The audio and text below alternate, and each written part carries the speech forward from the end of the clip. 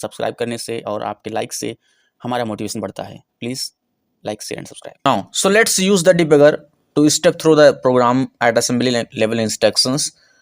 अब हम क्या करने वाले हैं, जो हमारा फर्स्ट प्रोग्राम था हम उसको असेंबली लेवल इंस्ट्रक्शंस में क्या करने वाले हैं, मूव करने वाले हैं। So let's move on the topic. Now let's use the debugger to step through the first program at assembly instructions level। assembly instructions level पर हम फर्स्ट प्रोग्राम को क्या करने वाले हैं, डिबग करने वाले हैं। So for extra debugging information हम जीसीसी कंपाइलर में हम जी फ्लैग का इस्तेमाल करेंगे। तो मैं पहले जीसीसी लिखता हूँ कंपाइल करने के लिए, और यहाँ पर मैं जी फ्लैग का यानी डैश जी फ्लैग का इस्तेमाल करूँगा। किसके लिए? एक्स्ट्रा डिबगिंग इंफॉर्मेशन के लिए। और यहाँ पर मैं अपना लिखने वाला हूँ first prog dot C. First prog dot C हम क्या करने वाले हैं, इसको कंपाइल करने वाले हैं। जैसे मैं इसको कंपाइल करूंगा, मेरा कंपाइल हो चुका है। और अगर मैं इसको टेस्ट करना चाहता हूं कि मेरा फाइल जो है वो कंपाइल होकर के सेव हुआ, तो उसके लिए कमांड इस्तेमाल करेंगे ls-l-a.out। एंटर प्रेस करेंगे, आपको शो हो रहा है यहाँ पर हमारा जो फाइल, ठीक है, a.out के नाम से हो चुका है। नाउ अब हमें क्या करना है, हमें GDB डिबगर का इस्तेमाल करके क्वाइट मोड में इस फाइल को क्या करना है, रन कराना है। तो मैं इस्तेमाल करूंगा GDB डिबगर का, और किस रूप में, क्वाइट मोड में a.out। मैं इसको रन कराने जा रहा हूँ। ओके, नाउ अब मेरा ये फाइल रन हो चुका, ओके, डिबग कर चुका। अब मुझे क्या करना है, मुझे चेक करना है कि बताइए जो मेरा a.out फाइल कंपाइल हो चुका है, यानी फर्स्ट prog.c जो है, ये इसका सोर्स कोड क्या है। इसका सोर्स कोड अगर मुझे चेक करना हो तो सोर्स कोड चेक करने के लिए मैं यहाँ पर लिस्ट कमांड का इस्तेमाल करूँगा, और जैसे ही लिस्ट कमांड को यहाँ प्रेस एंटर करूँगा, इसका सोर्स कोड मुझे दिख जाएगा कि ये इस प्रकार का सोर्स कोड दिख रहा था। ऑलरेडी इस पर एक्सप्लेनेशन हो चुका है कि प्रोग्राम क्या कहता है। नाउ अगर मुझे इसके फंक्शन को डिसअसेंबल करना हो तो मैं इस्तेमाल करूँगा डिसअसेंबल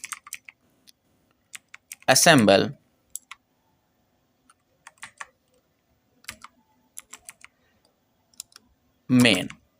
और जैसे मैं डिसअसेंबल मेन फंक्शन का इस्तेमाल करूंगा, ये क्या करेगा, हमारा जो मेन फंक्शन है वो तुरंत इसको डिसअसेंबल करके डिस्प्ले कर देगा, शो करा देगा। यहाँ पर हमने देखा कि हमारे मेन फंक्शन ने इसको डिस्प्ले करके यहाँ पर क्या कर दिया, शो करा दिया। नाउ अब मैं क्या करने वाला हूँ, यहाँ पर मैं ब्रेक पॉइंट है ना, यानी ब्रेक कमांड का इस्तेमाल करके मेन फंक्शन में ब्रेक लगाने वाला हूँ। अब ब्रेक कमांड क्या करेगा, ब्रेक कमांड सिंपली डिबगर को ये बताएगा कि जब भी एग्जीक्यूशन हो रहा हो प्रोग्राम का, है ना, मेन फंक्शन जब स्टार्ट हो रहा हो, तो उसमें क्या कर दे, पॉज कर दे। क्या कर दे, उसको पॉज कर दे।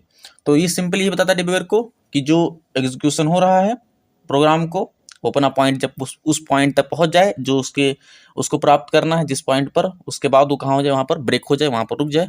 तो मैं जस्ट यहाँ पर प्रिंट इंटर प्रेस करूंगा, और इंटर प्रेस करते ही मेरा ब्रेक पॉइंट सेट हो गया है 1 to 1 एट इस नंबर पर, है ना, लाइन नंबर 6 में आपको यहाँ दिख रहा होगा ब्रेक पॉइंट सेट किया गया है। कहाँ पर, लाइन नंबर 6, 1 2 3 4 5 6, ठीक है। ओके, सो नहीं, 0 से शुरू होता है, तो यस दिस इज, है ना, इस वाले पर क्या हो गया है, ब्रेक पॉइंट सेट हुआ है। ओ नो, लाइन 6, हाँ, सो मे बी इसी नंबर पर क्या हो चुका है, सेट हो चुका है, ठीक है। हाँ यस, यही नंबर कन्फर्म है, ठीक है। नाउ अब हम क्या करते हैं, हम इसमें कमांड इस्तेमाल करते हैं रन कमांड का। मैंने ब्रेक पॉइंट सेट कर दिया, ब्रेक पॉइंट सेट करने के बाद मैं उसमें क्या कर रहा हूँ, रन कमांड का इस्तेमाल कर रहा हूँ। रन कमांड जैसे मैं इंटर प्रेस करूँगा, मेरा कमांड क्या हो चुका है, यहाँ पर रन होकर के दिख रहा है, ठीक है।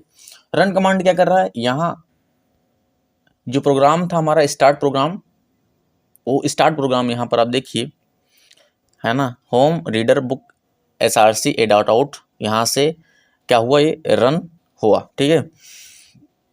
अब मुझे इसके रजिस्टर के इंफॉर्मेशन चाहिए, है ना, इन्फो रजिस्टर EIP चाहिए। EIP मतलब इंस्ट्रक्शन पॉइंटर को मुझे जानना हो, उसको डिस्प्ले कराना हो, तो उसके लिए मैं क्या कर सकता हूँ, यहाँ पर इन्फो रजिस्टर और EIP, मैं जस्ट इसको प्रेस करूँगा तो मुझे उसके जो इंस्ट्रक्शंस पॉइंटर हैं उसको क्या करेगा, मेरे सामने डिस्प्ले कर देगा। जैसे मैं इंटर प्रेस करूँगा, यहाँ पर आपको यहाँ पर दिख रहा होगा, ठीक है। अच्छा, यहाँ मैं जो रन कमांड इस्तेमाल किया हूँ, ये रन कमांड ऐसा नहीं कि आपको रिजल्ट शो करने के लिए दिखाना है। रन कमांड यहाँ एग्जैक्टली वो काम कर रहा है, उस प्रोग्राम को ब्रेक पॉइंट जहाँ सेट किया गया है ना, उस प्रोग्राम तक बस वहाँ उसको पहुँचाना है, और जैसे वहाँ पहुँचेगा उसको तुरंत ब्रेक लगा देगा, क्योंकि मैंने ब्रेक फंक्शन का इस्तेमाल कर लिया था मेन में, ठीक है। तो वहाँ तक करने के बाद वो ब्रेक कर दिया है, इसी वजह से यहाँ पर ये बात हो रही है। हमने यहाँ पर आप देखा कि जो हमारा EIP रजिस्टर से उसकी लोकेशन यहाँ पर आपको दिख रही है, जो EIP रजिस्टर की लोकेशन यहाँ पर आपको क्या करिए, साफ साफ दिख रही है। अब देखिए, जब भी कभी हमें GDB डिबगर का, हमें मेमोरी का एग्जामिन करना हो तो हम कमांड इस्तेमाल करते हैं एक्स कमांड का मतलब क्या होता है, एक्स का मतलब होता है एग्जामिन करना है, ठीक है। और एक बात ध्यान रखिएगा कि किसी भी मेमोरी को एग्जामिन करना एक बहुत बड़ी स्किल होती है, और यही स्किल जो होती है वो सिस्टम को एक्सप्लॉइट करने के लिए हेल्प करती है। और हैकर्स जो होते हैं इसी स्किल की सहायता से सिस्टम की मेमोरी को एक्सप्लॉइट कर देते हैं, और वो एक बार एक स्किल का इस्तेमाल करके उसी रास्ते पर दोबारा नहीं चाहते। यानी एक कह सकते हैं जो मैजिशियन होता है, मैजिशियन जिस प्रकार से अपना हाथ की सफाई से अपनी स्किल दिखा देता है और किसी को पता नहीं चलता है, वैसे हैकर्स क्या करते हैं, अपनी एक स्किल की सहायता से मेमोरी को इस प्रकार से एग्जामिन करके उसको आसानी से एक्सप्लॉइट कर देते हैं, ठीक है। तो सेम फंडा होता है मैजिशियन का, जैसे वैसे ही हमारे हैकर्स का होता है। बट यहाँ जो हमारा डिबगर काम कर रहा है वो क्या कर रहा है, प्रत्येक प्रोग्राम के जो एक्सपेक्ट हैं, जो उनकी एग्जीक्यूशंस हैं, उनको क्या करता है, डिटर्मिनिस्टिकली एग्जामिन करता है, बहुत ही डिटरमाइन होकर के उसको पॉज करके बाद स्टेप करेगा, यानी चेक करेगा, उसके बाद उसी को प्रोसेस को क्या करेगा, रिपीट करेगा जब तक उसको नीड है। बात समझे, डिबगर का काम यहाँ का, जब तक वो प्रोसेस रिपीट करेगा, बार बार डिबग करेगा, बार बार रन करेगा। तो ये प्रोसेस होता है डिबगर का, GDB का, ठीक है। अब नाउ कुछ हमें क्या करना है, एग्जामिन करने के लिए कुछ हमें छोटे मोटे, है ना, फॉर्मेट्स को समझना पड़ेगा कि कैसे हमें अपने मेमोरी को क्या करना हो, है ना, एग्जामिन करना हो। तो उसके लिए कुछ छोटी चीज़ें आपको जानना पड़ेगा। तो हम यहाँ पर आपको कुछ चीज़ें लिख करके समझाने की कोशिश करते हैं। जब कभी भी स्मॉल ओ आपको, है ना, एग्जामिन करने के लिए लिखा जाए, तो स्मॉल ओ का मतलब होता है आपको सिर्फ डिस्प्ले हो इन ऑक्टल, यानी जो भी मेमोरी होगा वो किस में डिस्प्ले किया जाएगा, ऑक्टल में डिस्प्ले किया जाएगा। अगर एक्स का इस्तेमाल किया गया तो एक्स इस्तेमाल का मतलब होता है डिस्प्ले करेगा किस में, इन हेक्सा डेसिमल में। और अगर यू का इस्तेमाल किया गया है तो यू क्या करेगा, वो डिस्प्ले करेगा इन अनसाइंड या स्टैंडर्ड बेस 10 डेसिमल। क्लियर। और अगर यहाँ पर टी का इस्तेमाल किया गया तो टी का इस्तेमाल में आपको बताएगा डिस्प्ले करेगा किसमें, बाइनरी में, ठीक है, किसमें डिस्प्ले करेगा, बाइनरी में। ये आपको सिंबल जानना है। अब ध्यान से देखिए, अगर मुझे रजिस्टर्स EIP के इंफॉर्मेशन जानना हो, मैंने क्या कहा, EIP रजिस्टर का मुझे इंफॉर्मेशन जानना हो तो मुझे कमांड लिखना पड़ेगा इन्फो और रजिस्टर EIP, ओके। या आप इसका शॉर्ट फॉर्म लिख सकते हैं, I फिर स्पेस R और उसके बाद EIP। तो मुझे उसके रजिस्टर्स का इंफॉर्मेशन EIP यानी EIP रजिस्टर का इंफॉर्मेशन मुझे पता चल जाएगा। चलिए हम इसको दिखाते हैं आपको, ये आप शॉर्ट फॉर्म याद रखेंगे ना। यहाँ पर आप क्या करिए, आप लिखिए I स्पेस R और EIP, यानी मुझे EIP रजिस्टर का इंफॉर्मेशन चाहिए, इन्फो चाहिए। तो जैसे मैं इंटर प्रेस करूँगा आपके सामने यहाँ पर दिख रहा होगा, ठीक है। ये क्या बता रहा है कि हमारा EIP रजिस्टर इस जगह पर क्या हुआ है, सेव हो चुका है। क्लियर? ठीक है, इस लोकेशन में है, मेमोरी के इस लोकेशन में है। ओके, अब मुझे क्या करना हो, इसी लोकेशन को मुझे चेक करना हो किसमें, ऑक्टल में। इस लोकेशन का हमें ऑक्टल में रिजल्ट चाहिए। तो मैं आपको बताया कि एग्जामिन करने के लिए मैं एक्स का इस्तेमाल करूंगा और यहाँ पर स्लैश लगाऊंगा, और मुझे आउटपुट किस में चाहिए, मुझे चाहिए ऑक्टल में, तो मैं ओ लिखूंगा। और जैसे ही मैं इतना लिखने के बाद मैं क्या करने वाला हूँ, उसकी मेमोरी का एड्रेस लिखने वाला हूँ। तो मेमोरी का एड्रेस क्या था, ओ एक्स, सॉरी 0 था वो, 0x8048384।